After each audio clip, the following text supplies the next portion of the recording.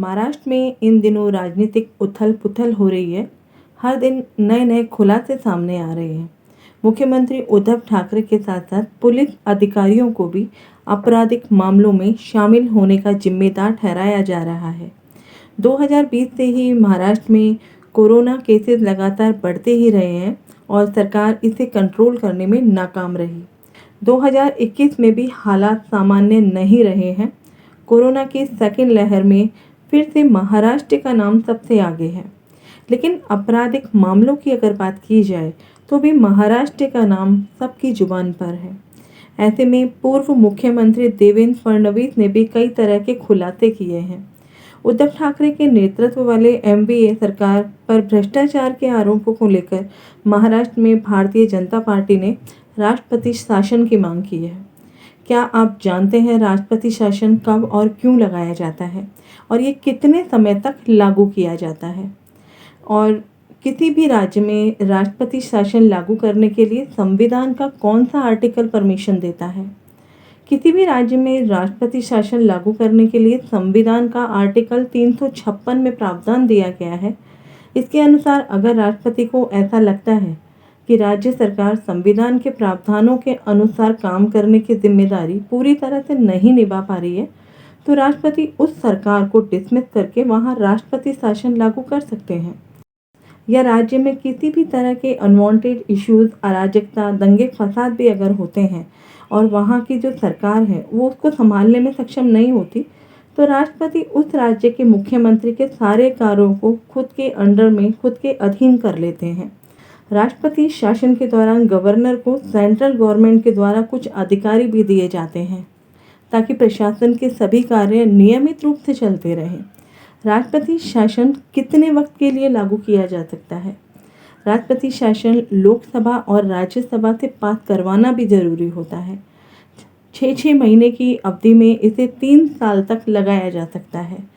अगर हम पिछले कई साल का डाटा देखें तो हमें देखने को मिलता है कि जिस समय जो भी प्रधानमंत्री रहा है उस समय कितनी बार राष्ट्रपति शासन कहाँ पर लगा है। महाराष्ट्र में राष्ट्रपति शासन की जो डिमांड हो रही है वो वहाँ की नाकाम सरकार को देखते हुए हो रही है। कोरोना के केसेस को देखें तो आउट ऑफ कंट्रोल की स्थिति में है।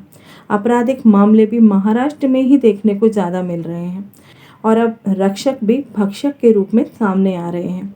सिचुएशन बहुत ही ज़्यादा गंभीर है महाराष्ट्र की। शिवसेना, एनसीपी या कांग्रेस कोई भी हो, सभी मानसिक रूप से इस समय डिस्टर्ब हैं। उसका कारण है महाराष्ट्र में राष्ट्रपति शासन लागू होने का खतरा, जो लगातार दिमाग में उनके गहराता जा रहा है। ये सब सचिन वाजे की जांच के बाद ही सामने आएगा कि एमबीए सरकार का क्या होगा। लेकिन अगर परमबीर सिंह की याचिका पर हाई कोर्ट ने किसी भी मंत्री के खिलाफ जांच के आदेश दे दिए तो राष्ट्रपति शासन को लागू होने से रोक पाना बहुत मुश्किल होगा। ज्योतिष क्या कहती है महाराष्ट्र के बारे में? क्या ग्रह गोचरीय स्थिति बनने वाली है महाराष्ट्र की? 1 मई 1960 की ये कुंडली है मिथुन लग्न के साथ। लग्न में ही चंद्रमा है जिसे सप्तम भाव से वक्री गुरु और वक्री शनि अपना आस्पेक्ट दे रहे हैं। गुरु स्वराशि होकर और दशमेश होकर उच्च के सूर्य, शुक्र और बुध को भी आस्पेक्ट कर रहा है। ये सूर्य चंद्रमा की डिग्री के बिल्कुल क्लोज है। चंद्रमा जो धनेश है, तो गुरु, चंद्रमा और सूर्य का ये जो कॉम्बिनेशन बन रहा है महाराष्ट्र की पावर को, वहाँ के स्ट्रॉन्ग वित्तीय सिस्टम को शो कर रहा है कि महाराष्ट्र किस तरह से अपनी पावर में, अपनी सत्ता में है। महाराष्ट्र में इन दिनों होने वाली राजनीतिक उथल पुथल जो हो रही है उसका कारण भी जुपिटर है, जो सप्तमेश और दशमेश है, सप्तम भाव में है और गुरु की ही अंतर्दशा इस समय महाराष्ट्र की चल रही है। सप्तम भाव मुंडेन एस्ट्रोलॉजी में राजनीतिक भागीदारी को शो करता है, या जो वहाँ गठबंधन की सरकार है वह हम 7th हाउस से देख सकते हैं।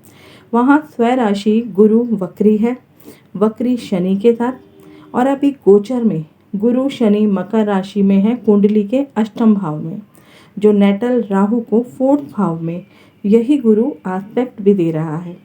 वहाँ क्या क्या हिडन प्लानिंग जो पूरे प्री प्लान से हुई है वो सब सामने आ रहे हैं।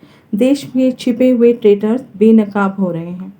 क्योंकि गुरु का गोचर में भी नीच भंग हो रहा है, जो इस सरकार को उखाड़ कर फेंकने में सक्षम है। नवांश में भी अगर हम देखें तो नवांश में महादशा लॉर्ड केतु और अंतर्दशा लॉर्ड गुरु दोनों साथ हैं और दोनों 4th भाव में हैं। यहाँ भी गुरु शनि को अष्टम भाव में देख रहा है। तो महाराष्ट्र में वर्तमान सरकार पर गाज गिरेगी। कई छिपे हुए राज सामने आएंगे और हम देख रहे हैं रोज नए नए खुलासे हो रहे हैं। अगर जैमिनी चर दशा की बात की जाए तो अभी विर्गो में तौरत की दशा शुरू होने वाली है 31 मार्च से अगस्त 2021 तक। उसके बाद जैमिनी की अंतर्दशा शुरू हो जाएगी। आत्मकारक का मंगल पर जब गुरु का गोचर आएगा कुंभ राशि नवम भाव में, तब शासन प्रणाली में बदलाव होगा। महाराष्ट्र में नया कानून बन सकता है या फिर सख्ती से नियम बनाए जाएंगे और ये संभव होगा अप्रैल से लेकर जुलाई 2021 में, यानी अगले कुछ महीनों तक ये एक्शन बहुत स्ट्रिक्टली रूप से होने वाले हैं। इसी बीच के समय में महाराष्ट्र में आर्मी का रोल बहुत ज़्यादा देखा जा सकता है, या फिर दूसरे शब्दों में कहें तो राष्ट्रपति शासन भी यहाँ देखने को मिल सकता है। ये समय एनिग्मेटिक हो सकता है स्टेट के लिए। उसके बाद नवंबर 2021 से 2022 का जो पीरियड होगा वो भी कोई नए कानून उस समय बन सकते हैं, क्योंकि उस समय कुछ और नए कारनामे महाराष्ट्र में या कुछ नए सिस्टम महाराष्ट्र में देखे जा सकते हैं। और वर्तमान सरकार के लिए भी ये समय जो है वो सही नहीं होगा और अपनी सरकार को बचाने के लिए उन्हें बीजेपी के समर्थन की आवश्यकता होगी। अकेले सत्ता में बरकरार रहने के लिए शिवसेना सशक्त नहीं रहेगी। तो ये थे ज्योतिष के मेरे कुछ विश्लेषण जो मैंने अपनी रिसर्च के आधार पर कलेक्ट करके आप लोगों को प्रोवाइड किया है। आशा करती हूँ ये वीडियो आपको ज़रूर पसंद आया होगा। मिलते हैं अगली इंटरेस्टिंग ज्योतिष की नई जानकारी के साथ। तब तक अपना ध्यान रखें, सुरक्षित रहें। जय हिंद, जय भारत।